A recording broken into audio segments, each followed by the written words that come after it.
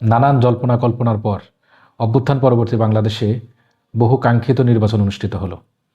কিছু জায়গায় সামান্য কিছু অনিয়ম ছাড়া মোটা দাগে বলা যায় নির্বাচন সুষ্ঠু হয়েছে।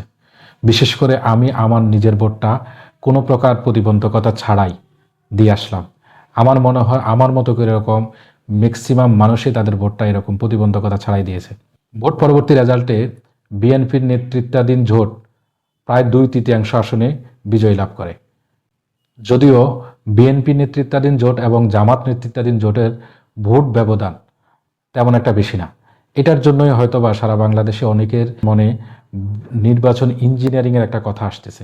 নির্বাচন ইঞ্জিনিয়ারিং অথবা রেজাল্ট ইঞ্জিনিয়ারিং যাই বলি না কেন, যেহেতু দুই দলে নির্বাচনের রেজাল্ট মেনে নিয়ে সরকার গঠন করতে যাচ্ছে, তাহলে আমি আমার নিজের ব্যক্তিগত অভিমত থেকে, নিজের ব্যক্তিগত ক্যালকুলেশন থেকে আমি দেখতে চাইব যে সরকার গঠন করার পরবর্তীতে বিএনপি কি প্রতিবন্ধকতা বা কি চ্যালেঞ্জিংয়ের মুখোমুখি পড়তে পারে। ন্যারেটিভ অথবা বয়ান তৈরিতে বিএনপি অনেক আগ থেকে দুর্বল। আমি এর আগের বার কয়েকবার করে ভিডিওতে আমি এই কথাটা বারবার তুলে ধরলাম যে বিএনপি রাজনৈতিক বয়ান তৈরিতে বিএনপির এখন অনেক বেশি পিছিয়ে আছে। যেখান থেকে বিএনপি খালি চোখে যখন আমরা দেখি তখন মনে হচ্ছে যে বিএনপি প্রায় 2/3 আসন নিয়ে সংসদে যাচ্ছে, কিন্তু যখন আপনি সারা বাংলাদেশের ভোট গণনা করবেন তখন দেখবেন যে প্রায় 40% ভোট জামাত নেতৃত্বাধীন যে জোট তারা পেয়েছে। তো জামাত নেতৃত্বাধীন যে জোট, বিশেষ করে জামাত, এখানে জামাতের প্রায় 40% যে ভোট, এই 40% ভোটের মাঝে জামাতের ভোট সর্বোচ্চ 25 থেকে 27 পর্যন্ত।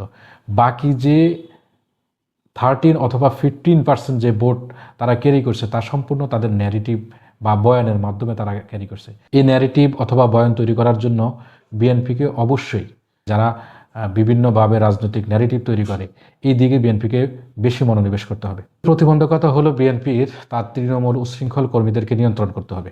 5 আগস্টের পর থেকে বিএনপির একটা বিশাল উচ্ছৃঙ্খল কর্মী বাহিনী, যারা সারা বাংলাদেশে বিএনপির যে সুনাম, বিএনপির যে দীর্ঘদিনের যে ত্যাগ, তা প্রায় অনেকটা মাটির সাথে ধুলোয় মিশিয়ে দিয়েছে।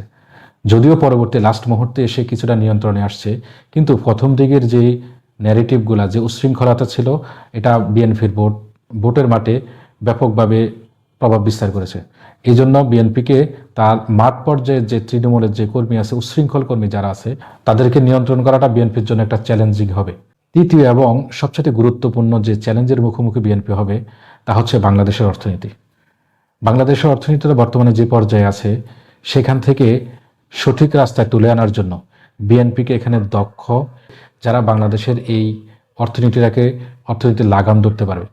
বাংলাদেশের রানিং মেগা প্রকল্পগুলো যেগুলো আওয়ামী লীগ সরকার করে দিয়ে গেছে, এগুলো যদি বন্ধের কোনো চিন্তা ভাবনা যদি বিএনপির মাথায় আসে, তাহলে বিএনপি এটা একটা আত্মঘাতী চিন্তা করবে।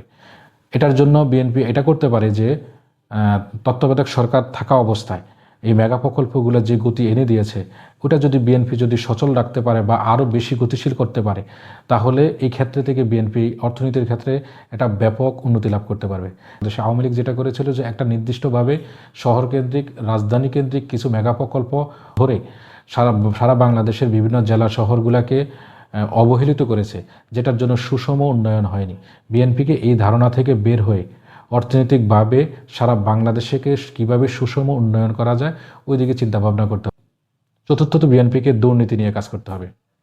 কিভাবে দুর্নীতি নির্মূল করা হবে, যদিও এর অতীত, বিএনপির অতীতটা দুর্নীতি নির্মূলের খুব পক্ষে নেই, তারপরও বাংলাদেশের প্রায় 1.5 কোটি মানুষ দেশের বাইরে প্রবাসী হিসাবে জীবনযাপন করছে এবং দেশের উন্নয়নে তারা বিরাট ভূমিকা পালন করতেছে। 1.5 কোটি মানুষ তারা বিদেশ ভ্রমণের ক্ষেত্রে ম্যাক্সিমাম টাইম তারা অবৈধ পন্থা অবলম্বন করতে হচ্ছে, কারণ বিশ্বের বিভিন্ন দেশ বাংলাদেশের দুর্নীতিগ্রস্তের কারণে বাংলাদেশকে ভিসা দিতে চায় না।